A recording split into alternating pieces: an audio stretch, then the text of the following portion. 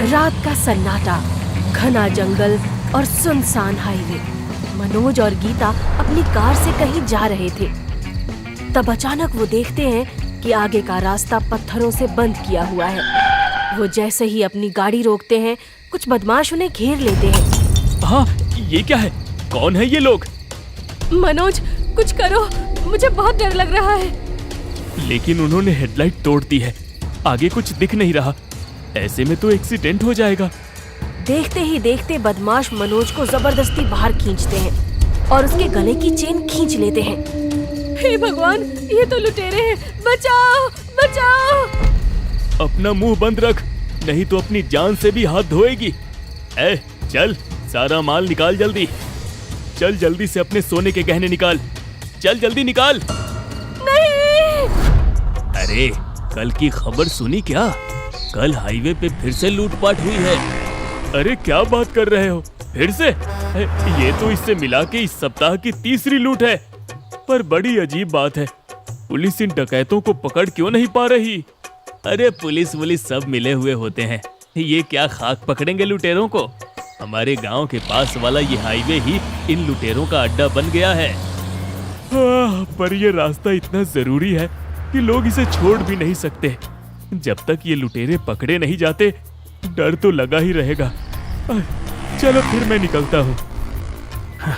दिन रात बस बकवास करा लो इन सब से, निकम्मे कहीं के। चलो भाई, हमारा तो धंधे का टाइम हो गया है, बहुत हो गया आराम। धनिया का ढाबा उसी हाईवे पर था जिसकी ये लोग बात कर रहे थे। वो इतना लालची था कि अगर उसका बस चलता तो लोगों से अपने ढाबे पे सांस लेने के भी पैसे वसूल लेता। अरे भाई, एक चिप्स का पैकेट और एक पानी की बोतल देना। हाँ, ये लीजिए, आपके हुए मात्र 45 रुपए। क्या कहा? 45 रुपए?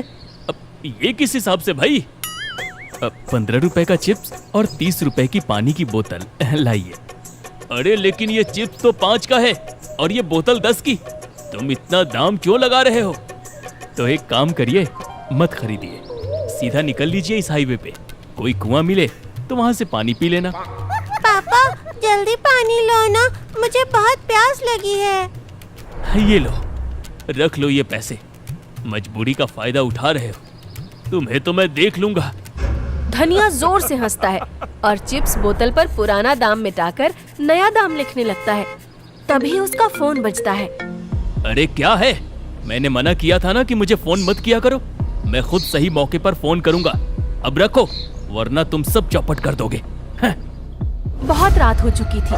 थका हुआ धनिया अपने घर लौट रहा था। धंधा तो बढ़िया चल रहा है, लेकिन अब लगता है कि ये काम मैं अकेले नहीं कर पाऊंगा, किसी को साथ रखना पड़ेगा। पर फिर तो उसे तनख्वाह भी देनी पड़ेगी। अब नहीं, ये नहीं हो सकता। धनिया सड़क पर जा रहा था, तभी उसकी नजर पप्पू पर पड़ती है, जो एक दुकानदार से बहस कर रहा था। नालायक कहीं का, तुझे काम पर रखकर मैंने गलती की। अरे भाग जा यहाँ से। नहीं, मैं नहीं जाऊंगा, मैं यहीं बैठा रहूंगा। तो मैं तुझे डंडे मार मार कर भगाऊंगा, समझा? अरे ये पप्पू भी ना किसी की दुकान पर 4 दिन से ज्यादा नहीं टिकता। ओए पप्पू, इधर आ। क्या है, देख नहीं रहे हो? मैं जरूरी बात कर रहा हूँ। अरे उसे छोड़, कल से मेरे ढाबे पर काम करेगा? हाँ है? सच में? हाँ, करूंगा ना। जरूरी काम खत्म, अब ये बेकार सी दुकान पे काम नहीं करना मुझे।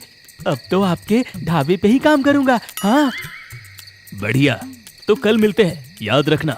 बहुत काम है, भागेगा तो नहीं वहां से? अरे मालिक। अगले दिन पप्पू ढाबे पर काम कर रहा था। वहाँ एक शानदार गाड़ी आकर रुकती है। भैया, 2 शुगर फ्री चाय देना। क्यों, है ना राधा? हाँ गोविंद। और हाँ भैया, जरा साफ सुथरे ग्लास में देना। देखो तो इनके नखरे, इतना ही शौक है तो 5 स्टार होटल में क्यों नहीं चले जाते? यहाँ ढाबे पर क्या कर रहे हैं? शुगर फ्री चाहिए।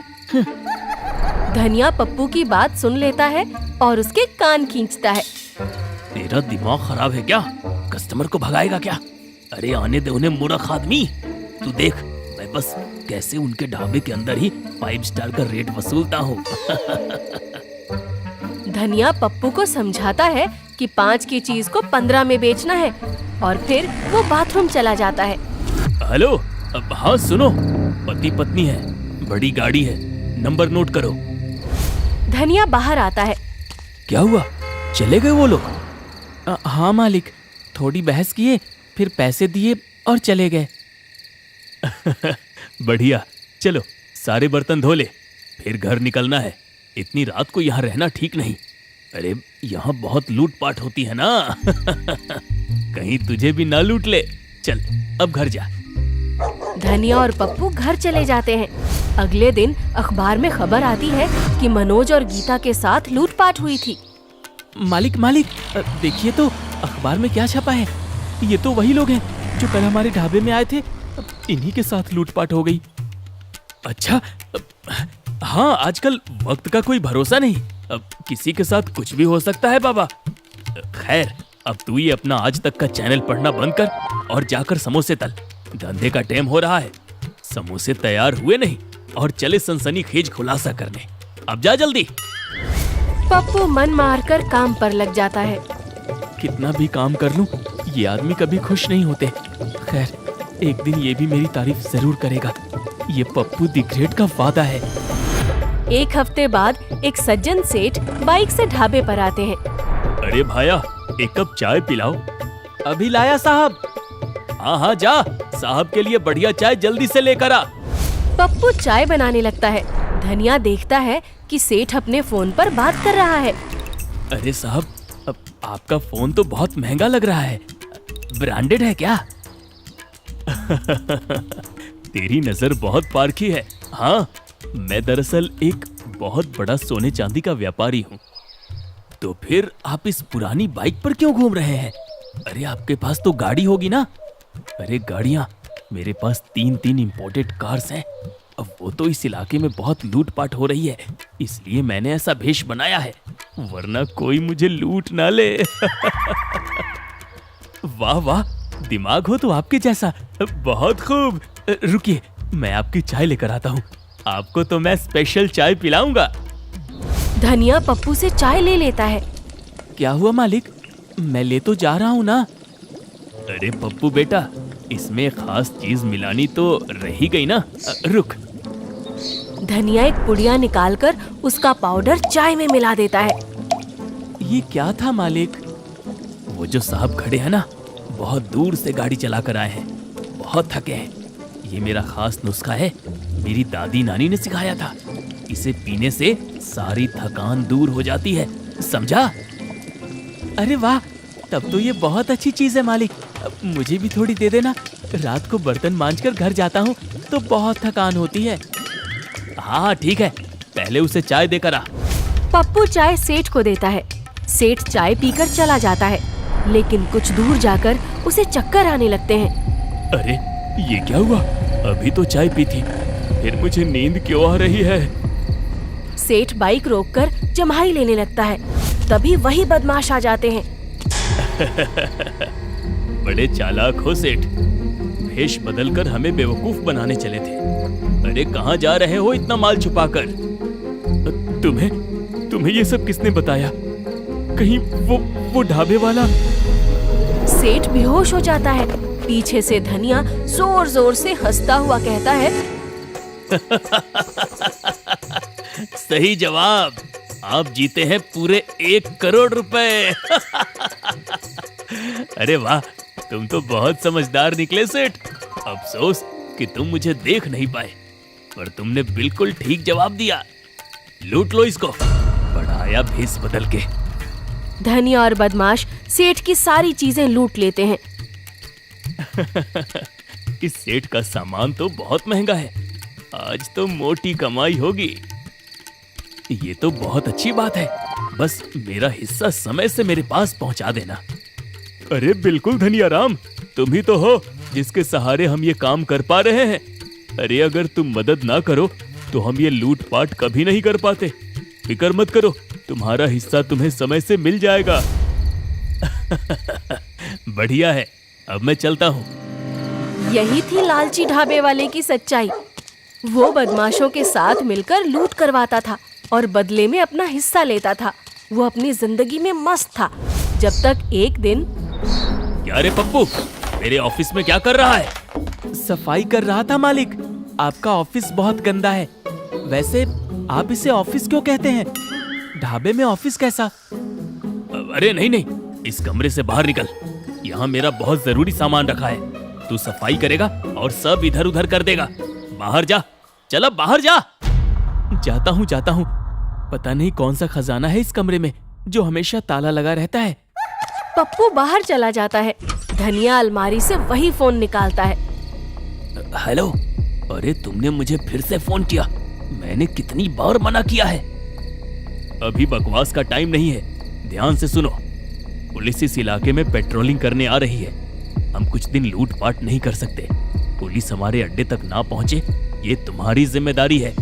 जैसे ही पुलिस दिखे हमें खबर करना। अरे नहीं, ये तो बहुत बड़ा खतरा है। अब ठीक है, मैं नजर रखूंगा। तुम लोग फिक्र मत करो। धनिया बहुत सतर्क हो जाता है।